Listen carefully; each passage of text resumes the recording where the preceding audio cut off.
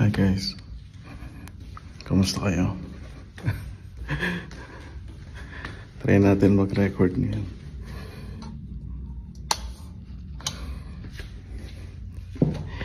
So, tulog na yung mga bata. Tulog na rin si Mrs.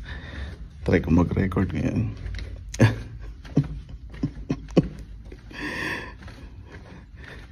Ayun ako. Salang natin yung ilaw dito.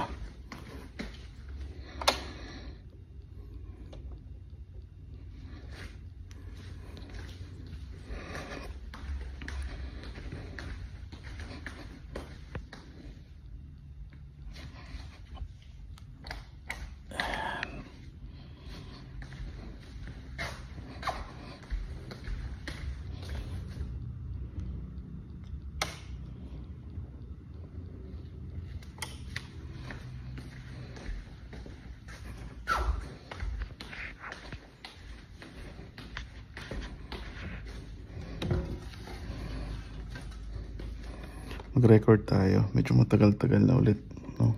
Nung last natin na ginawa to. Set up ko lang to. Wait lang guys. Morning na sa inyong lahat, no? So, sabi ko nga, ito yung best time na makapag-record, no? Wala nang ingay, no? Okay. So, sa mga hindi pa nakakaalam, recently, meron tayong pinost sa page, no? Ito si Jun Yanga. Actually, yung totoong pangalan nito, Junardo. Junardo Yanga, no? Na taga Marikina. Okay. So, ito, meron kasi akong post. Asan ba yun? Dito siya nagsimula eh. Saan siya? Dito. Ayan. Dito siya nag-comment, no? So, itong post na to, sa mga hindi nakakilala sa akin, no? Sa page ko, siguro sabihin natin 70-30. 30% memes, no? 70% result ng WAG Squad, no? Siguro sabihin natin mayroong, percentage din na tumitira ako ng ibang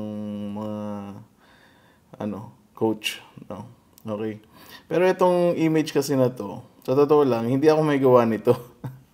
Galing to sa sa WAG Squad, dun sa GC. Natuwa lang ako kaya shinare ko sa page, no. Tapos nag-comment siya dito, yung comment niya, sinamarize ko na lang dito sa dito sa isang post ko. Ayan. Ayan. So, nag-comment siya. Sabi niya, ina-hard sell ko daw, no? Mali pa yung spelling. Ina-hard sell ko daw yung course, no? Mukhang nawawala na ng sales. Kung legit profitable trader ka, then you should focus on scaling, compounding your profits, no? Using your so-called WAG system. Mali na naman spelling. Diyamak na mas malaki ang kitaan doon over the course of years kung magbenta ka ng course. Lahat ng sinabi niya tama, no? Pero parang ginajudge na lang kasi ako dito eh. Mayroong judgment na nangyayari dito. Parang ina-assume niya na kilala niya na talaga ako dito sa comment na to. So ayan, so sabi ko, ayan, sorry na, tama lahat ng sinabi mo. Sinasakyan ko lang yung trip niya nung lumit na talaga ako. Aling course ka interested? Ayan. So medyo same style kayo ni Marky Kois, hindi ko kilala yan, no? Kung merong FX book yan na naka-public, baka kilala ko yan. Siya puro motivational videos, ikaw puro tira naman sa ibang kapwa, no? So hindi niya talaga ako kilala. Kasi para sa kanya, puro tira sa ibang kapwa yung ginagawa ko. Okay. Panghakot ng sales. Imbis na mag-focus, okay, blah blah blah. Paturo Lods, mukhang lupit mo makapagsalita, no? So sampalin mo nga ako ng FX book mo. So, excited ako kasi for the longest time, no? For the longest time, I'm really looking forward for this, moment, no? Kaya lang kasi, yung reply niya, crypto lang tinitrade ko, sir, no, nothing about Forex. Alam mo yung para akong binuhusan ng malamig na tubig. Kasi na-excite na ako, meron ng dopamine rush, eh. Ay, nako. Ang dami niyang banat. Akala ko naman may alam to sa Forex. Ay, nako. Nagkakasunugan kasi ngayon sa crypto, kaya nagkakalat-kalat to sa Forex eh. Napakasimple lang naman ang rules ko sa page. Pag ayaw mo sa akin, unfollow lang. Napakasimple. Ay, nako. So, ayun, pinost ko siya.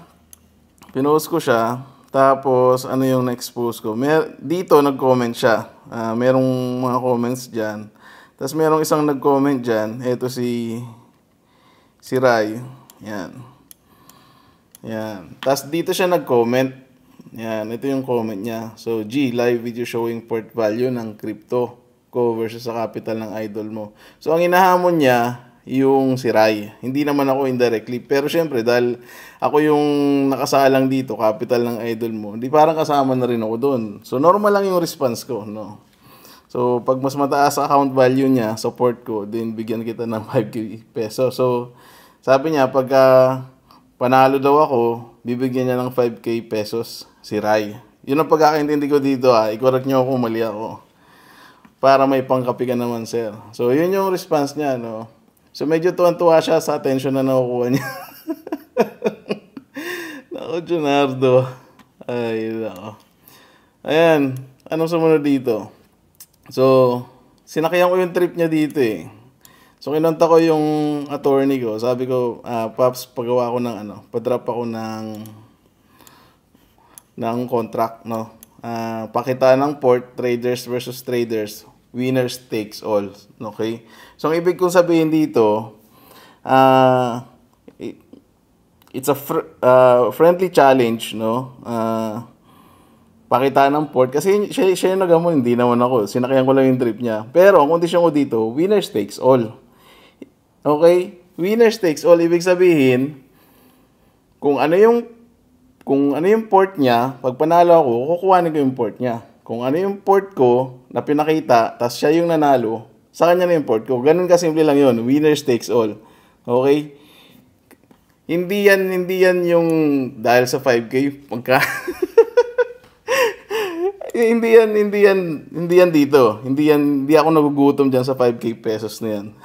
5k lang yan. Ayun ako. Okay, so yun yung condition ko dito. Sabi ko, sige, pagbigyan natin, no? Last year lang, no? So, mga nakasubaybay sa akin last year, meron tayong napanalunan na 1.7 din yun. 1.7 million, no? Sa kaso. Tingnan natin. So, gusto ko, true legal way, no? Para at least walang atrasan, walang takbuhan, no? Huwag tayo magsayang ng oras para sa 5,000 pesos. Yun ang point ko, no? Let's be accountable. Okay? Yan. So, ngayon, nag-comment na. Ang daming comments. Blah, blah, blah, blah. Ayan. Inis yung ibang wag squad sa mga sagot niya eh. Ayan. Sabi ka lang kailan, bakla lang nagde-deactivate. So, kasi sabi ko dito, sana walang mag-deactivate. Ayan. So, medyo matapang talaga siya sumagot. Pero, so, tapos, maya-maya, nag-message na siya dito. Okay, so sabi ko, very good. Ayos. Maya-maya, meron siyang message dito.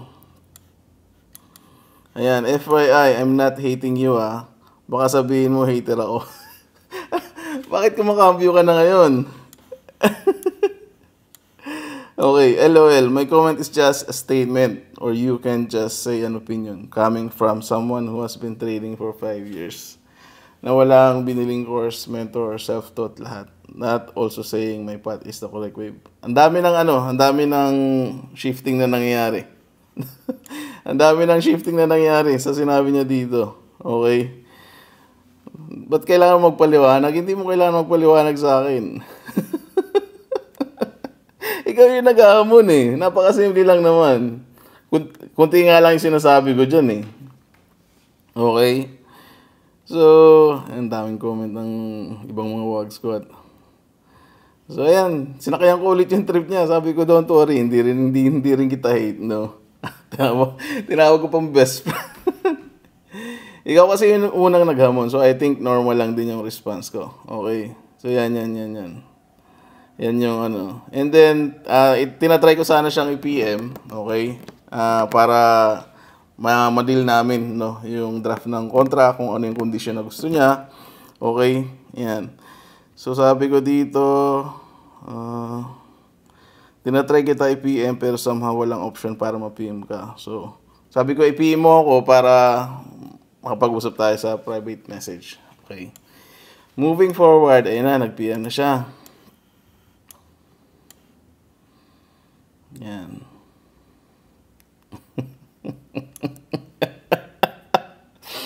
Ay.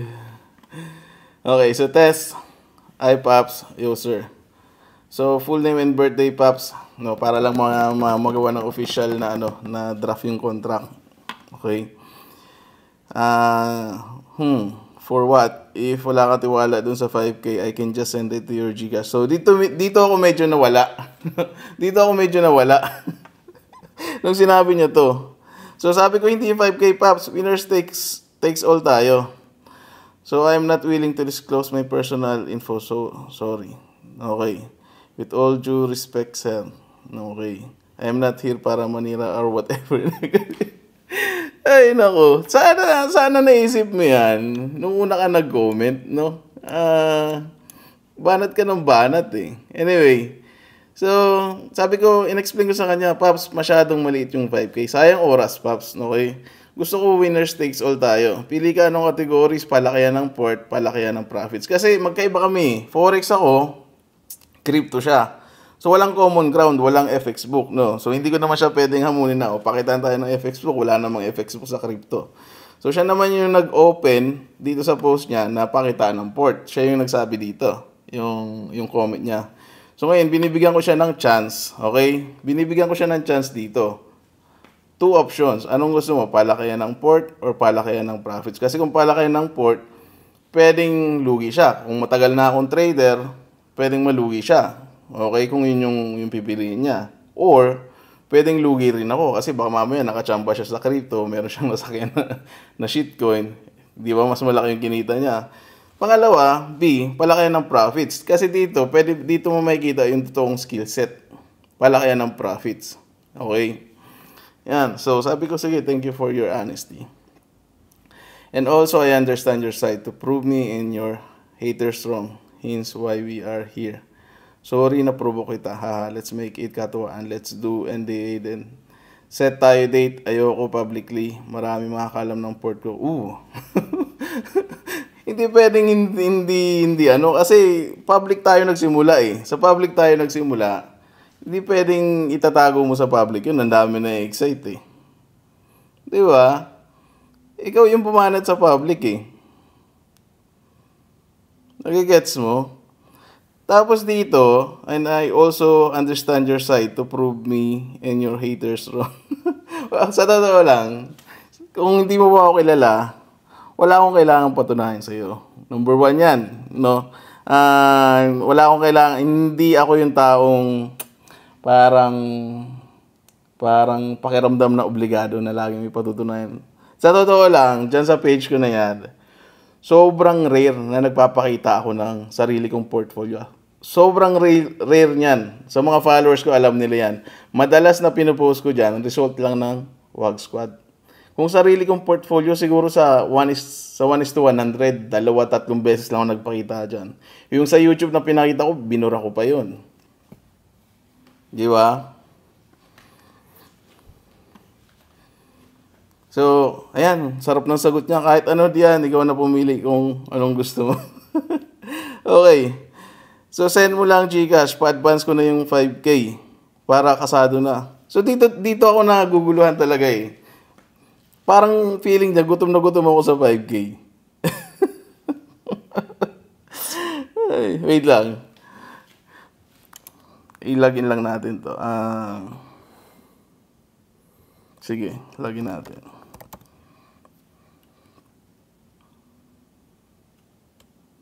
Wag na.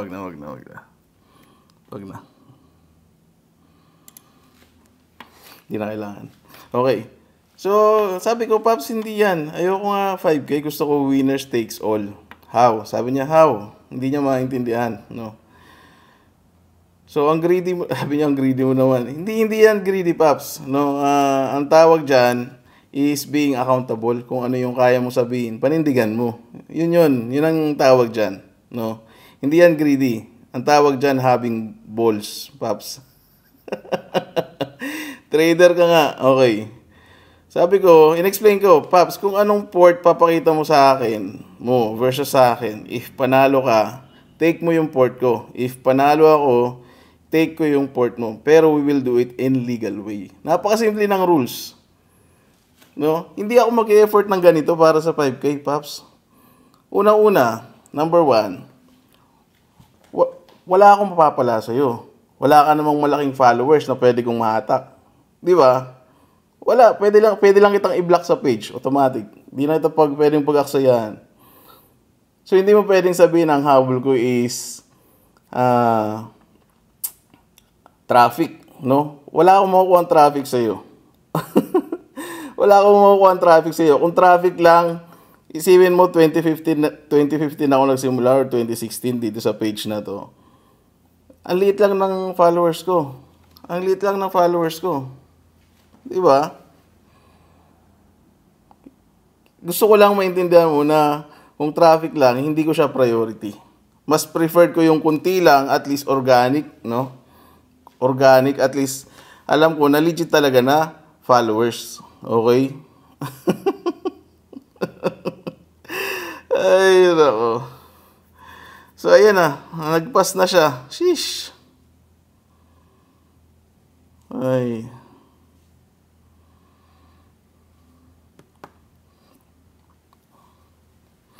So, sabi ko, and useless din if hindi natin i-public.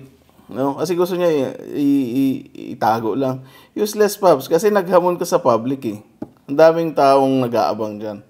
Isipin mo, ako nga, sobrang ayoko na nagpapakita ng sariling port kahit hindi naman ganun kalakihan yung akin, ha. Pero pagbibigyan kita. Pero hindi dahil dun sa 5K na sinasabi mo. Hindi ko mag-aaksayan yan.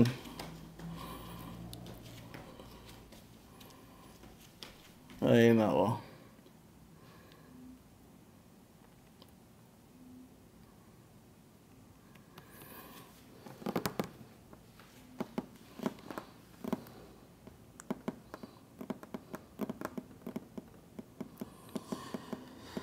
Ay, ewan ko sa inyo. Malakas ng loob nyo magsalita. Pag pinatulang kayo, sasayang kayo ng oras.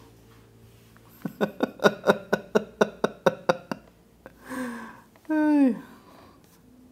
Partida, bawasan pa natin yung account na ilalaban ko sa iyo. IC Markets. Login tayo. Pero syempre tatakpan ko to, no? Para pa-excite naman.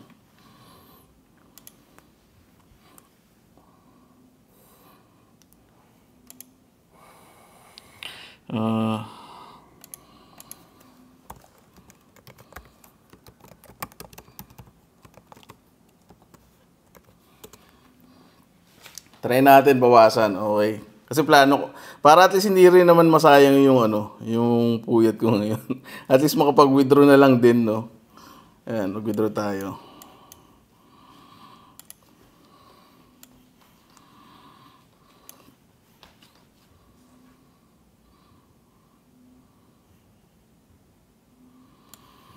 Okay.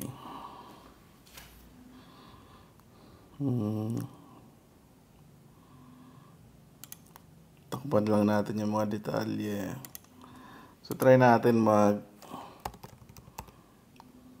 withdraw. Okay.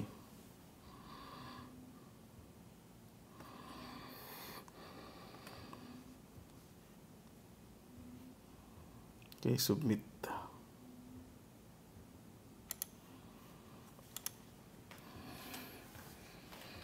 Para at least hindi na rin masayang yung oras natin.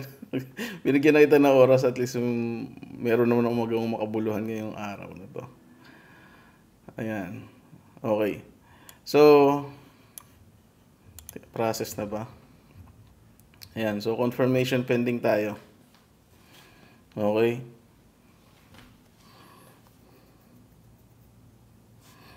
Confirmation pending. So kailangan pa tong i-approve sa email. Okay, so ayan, marami na akong nabawas dito sa account na to. Halos wala nang natira, no? Para at least meron kang chance, no? Kailan to? 9. So last month naka dalawang withdrawal ako. So isang 40, isang 20. Ngayong buwan, isa pa lang. Isang 40. Okay. So confirm lang natin sa email. Sige. Para mabago na to. Yung confirmation pending na yan. Ito rin yung madalas na nagiging mistakes ng iba na pag nagwi-withdraw sila dito, no. So lagyan na lang din natin ng konting tutorial, lalo na sa Walk Squad. Pag nag-withdraw sila, nagtataka sila, boss, parang ang tagal pumasok. Kasi hindi nila na-confirm sa email. Kailangan mo kasi yan i-confirm para makita mo dito, process na siya. Okay, process yung lalabas dyan. So, punta ka lang sa email.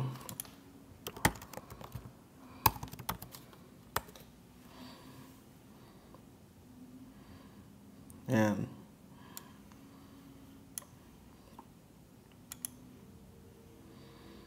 Yan. Pagka naklik mo na yan,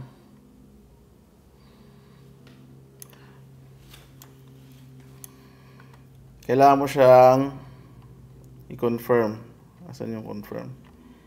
Hindi ito. Hindi yan. Dito. So, kailangan mo siyang i-confirm withdrawal dito. Pag clinic mo yan, magiging process na yung status doon. Okay, so legit yan, no? Ayan. Legit yan. Okay? Nakita nyo naman, kaka-withdraw ko lang, no? So, kahit na i-refresh natin to, okay? Reload. Yan pa rin yun.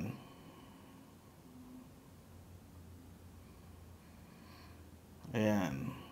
Okay. So, i-click lang natin to, confirm withdrawal, para pumasok na yung withdraw natin. Makikita nyo, nagbago na yan dun sa kabila. Yan, nag-open siya ng bagong tab.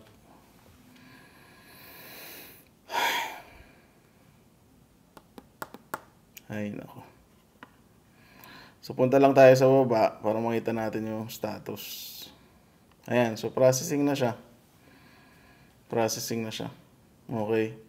So, 1 to 2 days, papasok na yun dun sa account. Okay.